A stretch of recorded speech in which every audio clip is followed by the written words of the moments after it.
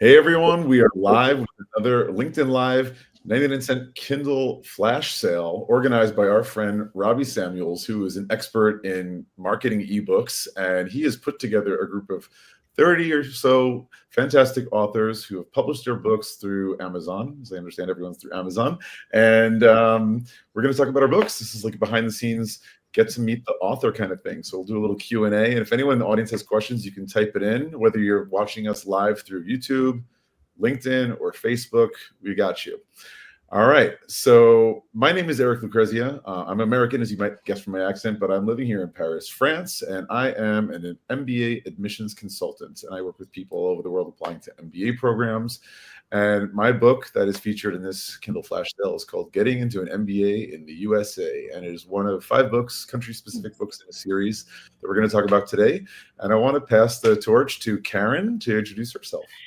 Hello, my name is Karen Kaufman. Our company is K Partners. I am in Philadelphia. My book is called Magic, Making a Good Impression Count on and off the golf course. Our business is a niche business. We specialize in how impressions link to relationships and link to leadership success. And we've designed proprietary tools to help professionals elevate their executive presence and leadership. Excellent. I love it. I'm really curious to hear about this book. Sophie, would you like to introduce yourself? Yes, hi everybody. I'm Sophie Lechner. I'm in New Jersey, and I'm a marketing coach for entrepreneurs who hate marketing. My book is Unlock Your Impact. It's also right behind me there. And it's really for mission-driven entrepreneurs who have a mission inside of them. They have an impact they want to make, but marketing is totally getting in the way. It's messing with how they interact with the world. And this book is a methodology for them to do marketing that is aligned with their mission and their themselves and their personality. Awesome. I think we all could use a little guidance on marketing things. Krystal, you're up. Good morning. I'm Krystal Hille. I'm based in Australia. It's 6:30 a.m. in the morning here, and I work with entrepreneurs, particularly coaches, healers, and speakers, to help them write their business books or teaching memoirs. And for that purpose, I have written a book called The Aligned Author, A Writer's Odyssey Towards Momentum and Mastery. And it came out of this problem that I saw with my clients who really get sabotaged themselves. So it's a way to help overcome self-sabotage in the writing process. I love helping entrepreneurs right from the idea creation, overcoming all these questions. Who am I? Am I good enough? Can I write to the finished book to be a bestseller on Amazon? Awesome, Krystal. Well, thank you for joining us so early, all the way in Sydney, Australia. So yeah, I have so many questions. I mean, so Karen, I got to ask, what was the inspiration for your book? I mean, combining golf and it seems like networking or presenting. Tell us about it. What was the inspiration there? So I've been in business as an executive coach and consultant, working with people on their visual presence, their vocal presence, their verbal presence. And I always wanted to write a book. A lot of my friends are authors, and I thought, gosh, if they can do it, I can do it. Golf is my hobby. I took it up at age 40. And someone once said to me, if you weren't in your field, what field would you be in? And I said, something golf related.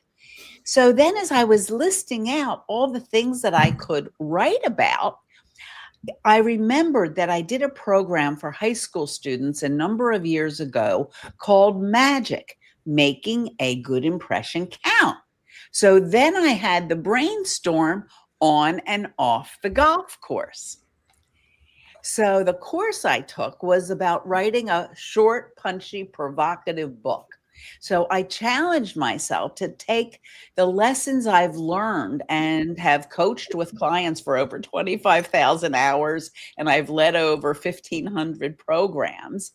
And I wanted something that it's hole 1, hole 2, hole 3, up to 19 holes. So I don't have chapters.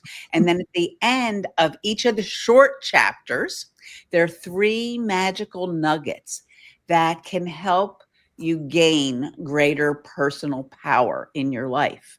And if you embody them, it will make your day better and your life better. Okay, so that's the magic, is in each hole you're going to learn three things actually. Yes. Wow. And so what are some of the parallels between golfing and what the main subject is at hand here? Well, what I saw once I got into golf is that the way people behave on the golf course is the way they behave off the golf course. So in 4 hours, you can learn about someone's temperament, their concern for other people, how they deal with unwanted emotions, how they interact with other people, their etiquette. And I just saw so many parallels. I really had to write about it. And also, one of my commitments is to get more women on the golf course. Mm. And so when I think about my ideal reader, the book is for golfers and non-golfers alike. I have a particular commitment to help women equal the playing field because as an executive coach, I used to hear my women clients complain all the time. The men are out on the golf course and we are stuck in the office. And at age 40, that's what had me say, as a business executive, I've got to at least be able to talk golf. I didn't realize, and I'll end with this now, that I would love it and be an advocate for getting more women out on the course and contributing some of my proceeds and donating speaking engagements, because I've been a professional speaker for decades, to contributing to women that wouldn't be able to play golf unless they had some kind of resources. I love it. First of all, the women empowerment thing, absolutely supporting that. And second of all, there's that adage. It's like, how we do some things is how we do all things. You know what I mean? I have this friend, Laura, back in the States, really good friend of mine. And she likes to drive, but what she does, what she did before she got married, when she was dating, she would always insist going for a drive, wanted to see how the guy was on the road. Was he somebody who was courteous to let other people pass? Or was he like aggressive and so on? Did he get road rage? Does he know how to merge? Like all that kind of stuff. And it says something about you, you know? Very interesting. I love it. I love it. I want to ask Sophie some questions, if that's okay. Mm-hmm. Yeah. Please tell us, Sophie, what led you to writing your book? Yeah. So I really was not initially planning to write a book, but as I went from the corporate world into the entrepreneurial world, I realized, even though I had been a global marketing professional for a couple decades, when you do marketing for yourself, it's quite different. So I learned marketing for, your own business from just the gurus out there, just the marketing professionals that are out there, promoting their wares. And I learned a lot, but there was also a lot that I didn't like. And there were a lot of things that I was told to do in marketing that I did not appreciate, that felt manipulative, scarcity, funnels, templates, 7-step processes, all this stuff. It just didn't feel right. And in parallel to this whole period of time, I had started playing with LinkedIn. And I say playing because honestly, for over a decade, I just got on the platform and it was just a hobby. It was for fun. It was meeting people from all over the world, which is something I had done all my life. And so I was just having conversations about all kinds of topics that I enjoyed. And gradually, or in fact, gradually as I started my own business, I realized LinkedIn was an incredible platform for business, and I was getting business successes. So I had this marketing that I was being taught to do that I hated. And then I had this LinkedIn that was actually bringing me some of the results, partners, visibility, all kinds of things that I wanted from my marketing. And I thought, what is going on here? What's happening? And I figured out the key principles of what I was actually doing that was bringing me joy, which was fun, but that was also working towards my marketing.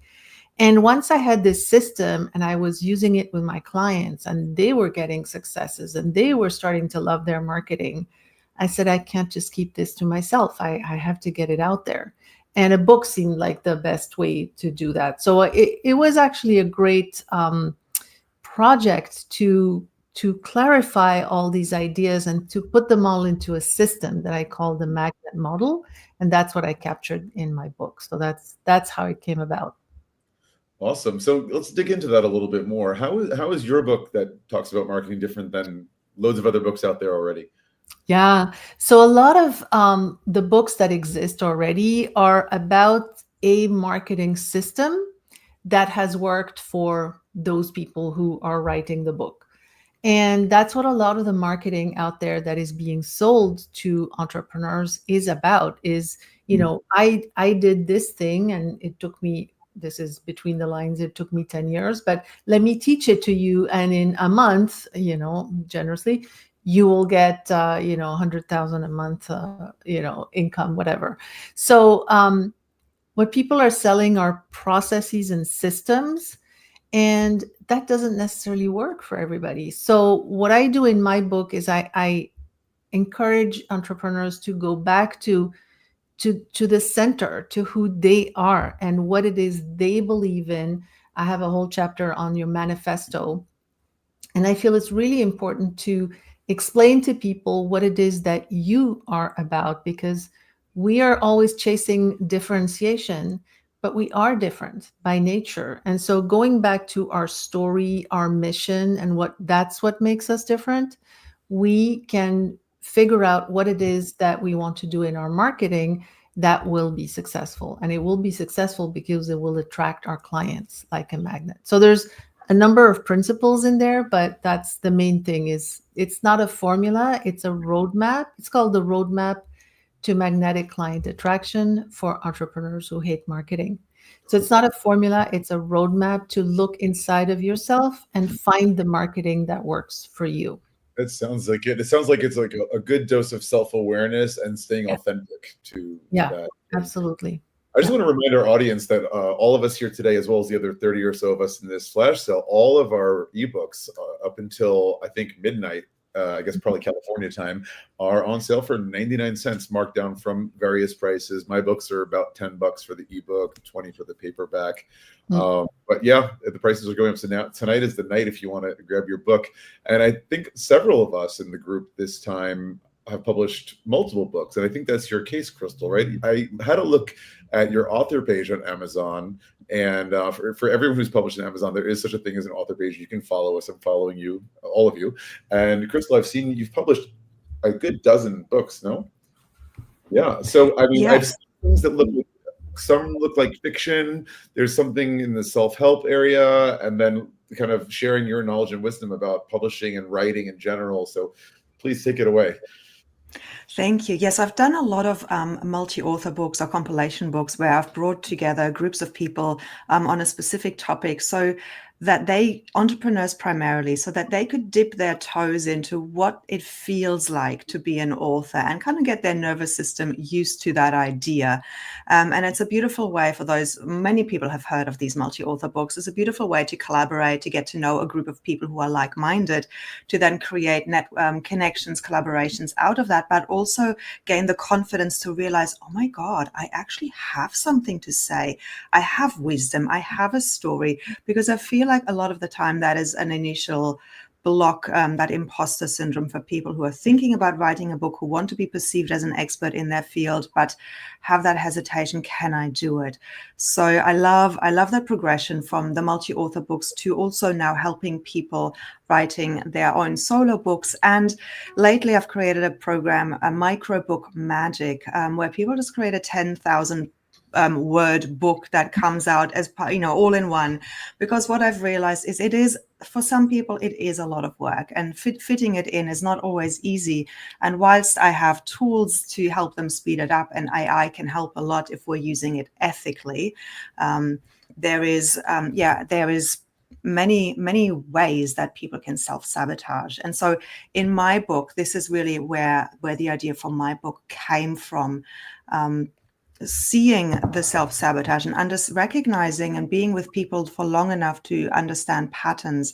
And then Karen, I loved what you were saying. You were bringing marketing together with your passion. And in a way, I've brought my various careers together in this book. So I have a coaching background, and I was a theater director. So I'm bringing all of that in. And Sophie, what you were saying, what makes us unique in who we are, and how can we bring everything that we love together into the offer, the service that we provide. And so this book kind of is birthed from that, because that's the approach I take as well with my clients. What makes you you in your marketing? What makes you you in your coaching?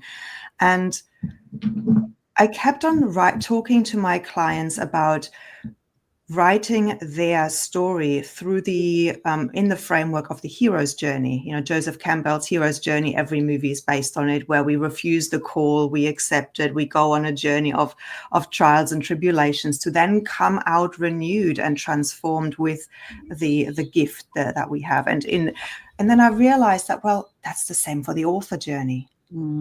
And so my book is, the chapters in my book are based around the hero's journey and how the author is confronted with that. Because when we understand that it is an adventure and that it is a journey that will transform us, when we come against these tests and trials of overwhelm, self-sabotage, perfectionism, procrastination, we understand, oh, I'm at this stage now. I'm in my ordeal. Oh, okay. Yeah, I knew I would get there eventually. So now I'm here. Okay, what am I going to do about it? Rather than thinking, oh my God, this is only happening to me. I'm the only one who's procrastinating. And so the book provides, gives awareness and provides tools to overcome that, so that we come out transformed in a new identity, fully embracing and embodying our expert status. Yeah, I love it.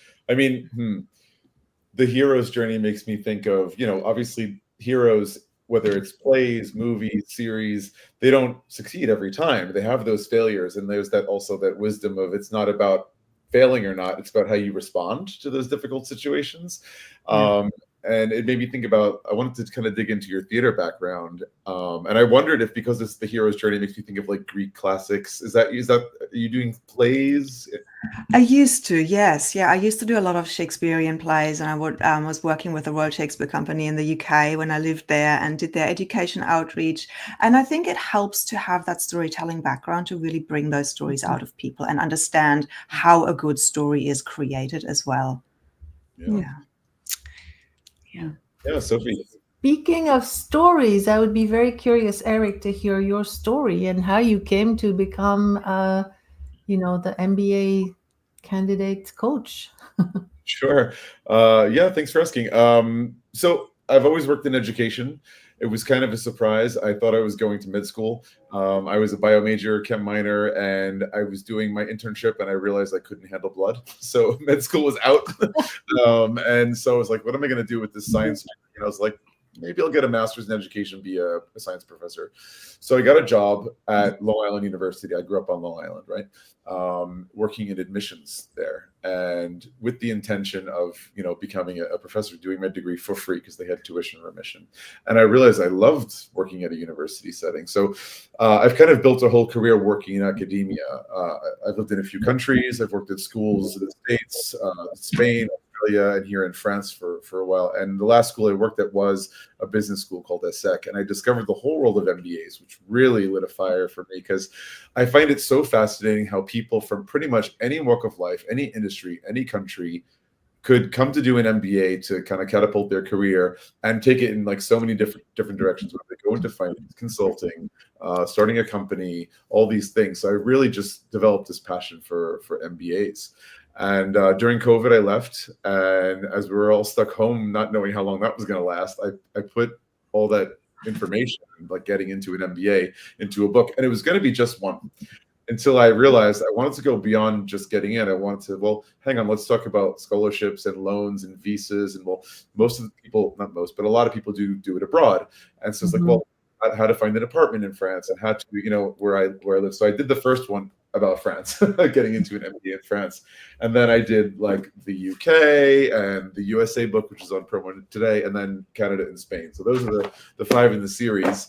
Yeah, and it's been such a journey because for each book, I actually collaborated with people working in admissions office at these top schools in the respective countries. So it's not just me Googling stuff, right? It's a lot of it I knew already, but also shared with me from people who are professionals working at schools in those countries. That is like, this is what we're looking for in an applicant. So it's quite so fun, relevant info. Yeah, thanks. And innovative, very innovative. And I just love how each of us have found our internal magic and our internal gifts with the commitment to share it. So what the gift for me is in really the new relationships I'm forming. I bought each of your books. I look forward to reading them. I look forward to writing a review. I mean, I'm just realizing, since I'm so new at this, that the reviews are important. So you know, sometimes people think my book is just for golfers. It's not. I use golf as simply a metaphor and my lens for teaching and just everything I've learned in over 3 decades in my career. And the relationships to me are like compound interest, right? 95% of my business has come through referrals. So this whole social media and creating a different kind of offer, because I've always worked one-on-one or one with a team or in speaking engagements, but really yet haven't developed a product for people that I don't know or didn't respond to me. So through reading your book, Sophie, I look forward to getting some ideas how I can broaden the reach and my impact, given that I have this whole body of work and tools. Yeah, there's so much that you can share, and you're right. Business is based on relationships, and people who don't understand that are just never going to succeed. People who just look at Instagram and LinkedIn as a content machine and spitting out stuff and wonder why they're not getting clients, that's because they're not building relationships. Yeah. Doesn't matter the tool. You have to be building relationships. Is the only thing. Absolutely. Yeah, I've downloaded all of your books as well. And I've just started like thumbing through them a little bit before I dive into it, actually. But I did notice one thing that caught my attention, Karen. What is exactly impression management? Can you give me a little sneak preview on that? I can. So clients or potential clients used to call us and say, we have this person, very talented or very bright, but they need more fire in their belly. They need a little more polish. So they didn't quite have the words to describe, or they would say they need more executive presence. Well, tell me what's missing. Well, I know it when I see it, but I really can't describe it. So my partner and I started doing some research. What are the key impressions that people need to communicate their character, communicate their integrity, communicate their value, communicate their professionalism. And there are 24 key impressions that we identify, and it's a brain-based system. So it's how our perceptions link to how we think, link to how we behave, and link to how we feel. So executives, for example, are paid for the quality of their perceptions. Operators are more about implementing certain things.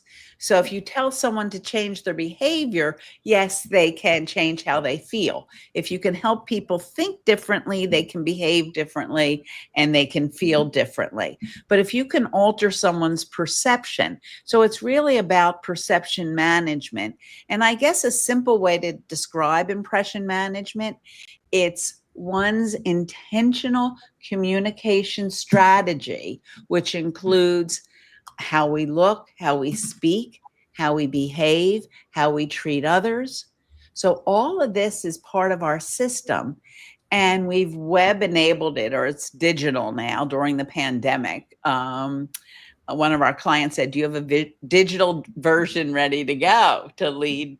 Because we were leading globally, and we developed it. So now it's a 360 system where people put in their self-assessment of these 24 factors, and then they can get feedback from others regarding their role. So who they are in their role. So it's very specific. And then we link those 24 impressions to key relationships, whether relationships are casual, close, or committed. And most of us have more casual relationships, fewer close relationships, and even fewer committed relationships. And then we have a number of relationship tools as well that go along with our system. So it's a niche. It's a specialty.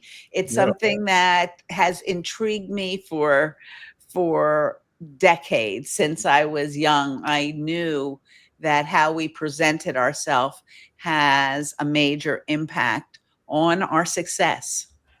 It sounds like it was your maybe intuition as a younger person that drew you to this. But it sounds like your approach, your company's approach, is very science-based. It very much sounds like cognitive behavior therapy, where you're talking about changing behavior to thoughts to emotions. And, as a former real estate agent, I can tell you people will buy emotionally and justify logically later. Very interesting. And the other part of what you were saying very much resonates with me when I talk about, people getting ready to apply for an MBA program or other kinds of programs like, masters or executive programs, personal branding. And you're talking about, in a way, an ensemble of very curated choices that how you present yourself, the way you speak, how your resume looks, how you dress, how you speak to people, how you show up in every way. And I talk about personal branding in 3 ways: in person, on paper, and in pixels. So it's like the paper is your resume. In person is like in-person meetings, campus visits, whatever. And in pixels, so obviously online, whether it's one of these things or your LinkedIn profile or any social media. So I'm happy to send you my system. Yeah. As a thank you for putting this together. So I'd be interested in talking a little bit more about it. My master's degree from the University of Pennsylvania is in the dynamics of organization. So it's really the dynamics between people that fascinate me. There's a lot of overlap between what all of us are saying right now. Sophie, if I can ask, I assume you're using this book in your coaching practice now. Could you tell us a little bit how? Yes. So it's interesting because I've actually been using the principles in the book and the magnet model, for the last 4 or 5 years that I've been a LinkedIn coach for mission-driven entrepreneurs. So I've used them all along, but now they're official, so to speak, And so now I'm coaching entrepreneurs to do their marketing. So whether it be on LinkedIn, and I still incorporate in there, teaching people how to use LinkedIn and how to leverage it, but it's also the deeper principles of it, not necessarily on LinkedIn and not confined, if you will, to lead generation, but all the other parts of marketing as well. So I have some programs that I have started piloting. I'm on the second level, if you will, of programs. And I also have it's a mastermind / coaching, small coaching program that is an ongoing program. It's been going on for several years. And so I'm rolling the clients that I work with in these programs into this longer container where they really can apply the principles in the book, but really fine tune them and tweak the strategies based on results and based on what they're seeing, work or not work out there. So it's a lovely community that I'm really enjoying, and that's the way I want to move forward. Is curating small groups and a community of entrepreneurs who work together and support each other. The program's called the Guild for that reason, because we all support each other in fine-tuning our craft. I love it. I love it. There's a workshop I do often, either on campuses or even online. It's called Using LinkedIn Like a Pro. And it sounds like there's some things we could perhaps teach each other, and maybe have you as a guest on our podcast, MBA Waves. Our MBA applicants would probably love that. Sophie, before we wrap up this evening, Krystal, before we wrap up this evening, I wanted to ask you something that's a little bit personal on my side anyway. Before I started writing the MBA book series, I actually had this idea that I still am in love with. So this is over 5 years ago, and it's a science fiction story. And I haven't figured out if it's 3 books in a series or it's 1 book that has 3 sections. I have put a lot of ideas into it, a lot of research, some character development, but I haven't figured out how to write it. I don't know how to write dialogue. And I wonder if you can speak to our global audience. Is that something that you can teach, or there's some tricks you want to share, or anything you want to speak to about that? Because you've written quite a few novels, I think. Yes. I haven't actually written novels, no. I have written 1 play. So when I was at university, I wrote a play, and so obviously that is full of dialogue. How do you write dialogue? I think, I actually, in my book, there are, in the stories, I do have put dialogue in, and I think it's. But I've never really thought about the underlying principles behind writing dialogue. I think it just comes naturally when you want somebody to have a more direct, you create a description, you set up a scene, and then we place the character in that scene, and suddenly they need to speak. And they might speak. I specialize more in nonfiction, so I'm just going to draw on that. It's like sometimes I say, well, and I was thinking to myself, quotation mark, and you speak. You say it in the I format, and I think that actually, for any nonfiction writer as well as fiction, this is a really powerful way to engage the reader when we let them into our brain, or the protagonist's brain, when it is that inner dialogue that we bring onto the page. Not so, the outer dialogue is fun too, but I'm particularly fascinated by the inner dialogue, because that really helps us. Karen, you were talking about it. What makes people tick? Why do they relate and why don't they? And if we want to improve our performance, we need to model not just behavior, but what drives the behavior. And so if we can, in our writing, share that and allow the reader to come into that level of intimacy or connection, that's very powerful, and that really engages us. That really lets us lean in. So I think that's a pro tip, slightly taking your question into a different angle, but pro tip in writing: allow the reader into your mind, into your thoughts, and into that your can heart. be how you into And your into heart. your heart. Yes. It's touching all of those things, right? And then the reader feels connected to the author in some way. And that's a brilliant thing. People often tell me when they read my book, they're like, it's as if you were talking to me. So that's one of the biggest compliments I can get, because it means I've really reflected my thoughts, the way I think them, and that it feels authentic. So I love that. It's probably good to say, and then I said it to myself, and then go. I've heard some authors recording themselves. They just speak for the character, or maybe if they're telling it in the first person, telling the story in the first person, and then recording it. And then, these days it gets so much easier with AI to just transpose what you've said. It's your words, it's your work. It's just getting it on paper or the screen, let's say. Yeah. And I'm going to ask a bonus question really quickly before we wrap up, because AI is everywhere. Since ChatGPT busted on the scene, I find myself in my education, MBA, business school world talking about AI a lot, whether it's for the admissions process as a student or even the job search post degree. And there's the whole bit about authenticity and artists and authors. Do you have any thoughts about AI and authors who might choose to use that to tell stories or make pictures, images?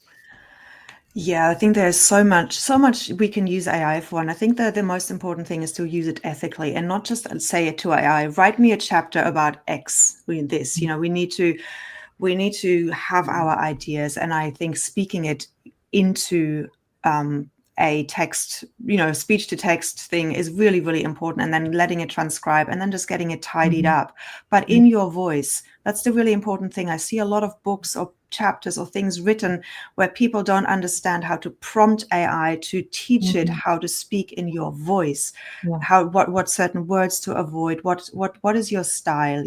It's sometimes I find, it's all the same and I tune off, but I'm teaching my authors actually how to code AI so that it sounds like them. And that's how I, use AI for my book as well, just using it as an editor more so than the content creator. Yeah. Anyone else want to share some thoughts about AI if you have any experience? Well, I thought, all right, I'll do an audiobook next. So when I called my company about it, they said, well, you can read 1 or 2 chapters, because I thought it was important that I read my own book. And they said, and then we have an AI version, not AI version. Once they hear me speak for a couple chapters, then they'll be able to do the rest. And I thought, I don't know that I want this. I don't know. It was scary to me that then people can be using my voice. So I'm using AI more as a thought partner right now. So I'll put in the points I want to make in a seminar or a speech, and I'll say, can you put this in bullet points for me? So I'm engaging with it like that. And it's only been a couple months, but I'm finding it a wonderful thought partner. I'm thinking about doing a TED Talk. So I started, brainstorming with it around the TED Talk. So I'm playing with it right now, but I can see the value already. Right. We can make our own sandboxes that are kind of like exclusive to our voice. Like, you can train it to sound like you. You can think about it as like a best friend that you confide in, but we have to be careful not to have emotional attachment to that friend, because it's not him, right? It's not a friend. May I just say one other thing? I put in our system, our impression management system, and I said, can you relate this to golf? And it came out with an incredible way. One was the clubhouse. It did my 4 quadrants and then gave examples. And I thought, this is absolutely amazing, because it has my book in there. It has my system. It has a lot of my work. And so in that way, it is like a creative thought partner. Yeah, I use AI as well quite extensively. First of all, I did create I read the first 4 chapters of my book aloud and recorded and edited, and then I did feed it in AI, and the rest of the book is up now, and it's not me who's read it, but it sounds like me. It's not me who read it. It was AI generated. Everything. And you feel comfortable with that? It really does sound like me. Everybody I played it to said we can barely tell the difference. Wow. Only sound specialists could tell. So, and I haven't put it up on Audible and all those platforms. I just have it up on Substack and on Spotify, just as a good enough for now version. I will do a properly, read out loud version later. But I use AI, as you said, as a thought partner, but I've also created a series of tools that, I have to say first, I created with my book. My book is very practical. And so I created a workbook that has a ton of questions and exercises and walks, helps you to walk through the whole process. So you come out at the end with a whole marketing system. And so I'm creating the tools for people to go through. I fed it my book, I fed it my workbook, and a ton of other content that I have.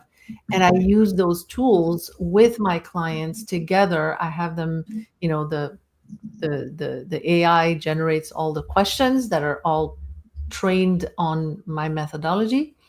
And it walks people through the questions and summarizes and creates content so I'm piloting those tools and plan to monetize them, but it's going to be a combination of the tool and coaching to be doing it together. I don't want to leave people out in the open just following AI alone, because I think you need to be there to guide it to do the right thing along the way. Yeah. It gets a bit confused when by itself. Someone said responsible use, and that's really key. I mean, it's interesting because I don't know, I've had this kind of prediction lately in my mind that within 15 years, like being AI fluent is going to be as like basic level of a skill expected, like speaking English. When I think about like my brother who's got kids, he's got like a 10-year-old, 7-year-old, and a 5-year-old, I think. And I'm like, give them the tools now, like get them into like coding and like learning prompts and all that kind of stuff. And yet at the same time, we need guardrails for our children to not form unhealthy relationships with the technology. So we're in a big, I don't know, it's the Wild West right now, right? Yes. Right. I don't want to go on and on about this. This is clearly very interesting, and so are all of you. But I want to just pop the website on the screen for this Kindle Flash Sale, which is why we're all here today. It's been great getting to know you and all of your books, and to hear what's gone on behind why you've written them and your respective businesses. So, guys, it's the last day if you want to get a book for 99 cents. If not, well, we'll see you around.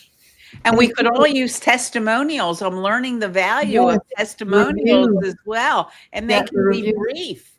And Sophie, you just gave me a business idea. I'm going to give you a call. Oh, okay, cool. Okay. Yeah. So we'll be in touch. And Eric, thank you for putting this together. Yes, thank you so much. Krystal, your voice is just wonderful. I could listen to you all day.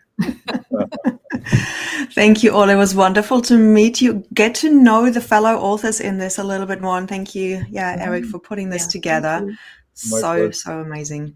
And everybody listening, go grab these books. We're all, they're all just so unique and so wonderful. Yeah, absolutely. Grab a book and write a review. Guys, I'm going to end the stream right now. Stick on the line, and thank you for all tuning in, and talk to you next time. Bye. Bye. Bye-bye.